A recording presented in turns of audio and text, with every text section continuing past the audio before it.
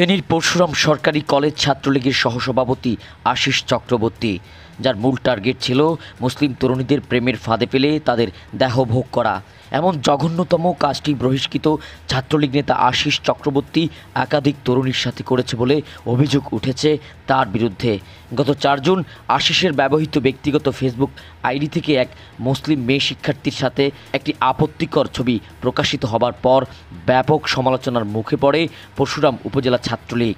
এই ঘটনার অনুসন্ধানে নেমে আমাদের হাতে এসেছে আশিসের লালসার শিকার তরুণীর কল রেকর্ড। চলুন শুনে আসি ভুক্তভোগী সেই তরুণীর কল রেকর্ডটি। ভাইয়া কেমন আছেন আপনি? আসলে আমাদের কলেজে আশিস দাদা যে এখন ভাইরাল হচ্ছে, তার নামে আমার অনেক কিছু বলার ছিল, বাট সে আমাকে বিভিন্ন কারণে মুখ বন্ধ করে দিয়েছে। আশিস দাদা আমাকে বলেছে আমি ওনার সাথে রিলেশন করতে, আমি যদি রাজি না হলে আমাকে নাকি কলেজে আসতে দিবে না, এন্ড আরো অনেক হুমকি দিয়েছে। উনি বলছেন উনি নাকি কলেজের বাবা, তাই উনি চাইলে আমার কলেজ থেকে বের করেও দিতে পারে। কিন্তু আমি কি করবো, আমি ফ্যামিলিতেও কিছু জানাতে পারতেছি না ভাই, আমার আম্মুর হয়।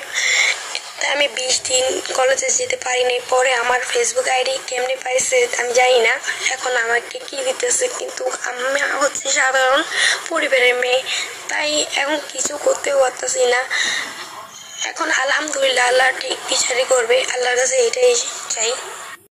শুধু এখানেই শেষ নয়, টিকটকে অশ্লীল অঙ্গভঙ্গি, কিশোর গ্যাং দ্বারা স্কুল কলেজে আসা যাওয়ার পথে মেয়ে শিক্ষার্থীদের উত্তপ্ত করার অভিযোগও রয়েছে বিতর্কিত ছাত্রলীগ নেতা আশিস চক্রবর্তীর বিরুদ্ধে। স্কুল কলেজ পড়ুয়া মেয়ে শিক্ষার্থীদের ফেসবুক আইডি সংগ্রহ করে সেখানে খুদে বার্তা দিয়ে নানানভাবে প্রেমের প্রস্তাব দিত ছাত্রলীগ নেতা আশিস। তার এমন কর্মকাণ্ডে অতিষ্ঠ হয়ে পড়েছিল মেয়ে শিক্ষার্থীরা, কিন্তু ভয়ে কাউকে কিছু বলতে পারত না তারা। কাউকে কিছু বললে স্কুল কলেজ থেকে বের করে দেওয়ার হুমকি দিতেন ছাত্রলীগের বিতর্কিত এই নেতা। ছাত্রলীগ নেতা আশিসকে অব্যাহতির বিষয়টি নিশ্চিত করে পরশুরাম উপজেলা ছাত্রলীগের সভাপতি আব্দুল আহাদ চৌধুরী জানান, আশিস তার আইডি থেকে আপত্তিকর ছবি পোস্ট করার কারণ দর্শানোর নোটিশ দেওয়া হয়েছে, কিন্তু কারণ দর্শানোর নোটিশের জবাব সন্তোষজনক না হওয়ায় এবং দলের মর্যাদা ক্ষুণ্ণ হয় এমন কাজে জড়িত থাকায় তাকে দলীয় পদ থেকে দেওয়া হয়েছে অব্যাহতি। এ ঘটনায় অভিযুক্ত ছাত্রলীগ নেতা আশিস চক্রবর্তীর সাথে মুঠোফোনে যোগাযোগ করতে চাইলে তার ব্যবহৃত মোবাইল নাম্বারটি বন্ধ থাকায় তার সাথে যোগাযোগ করা সম্ভব হয়নি।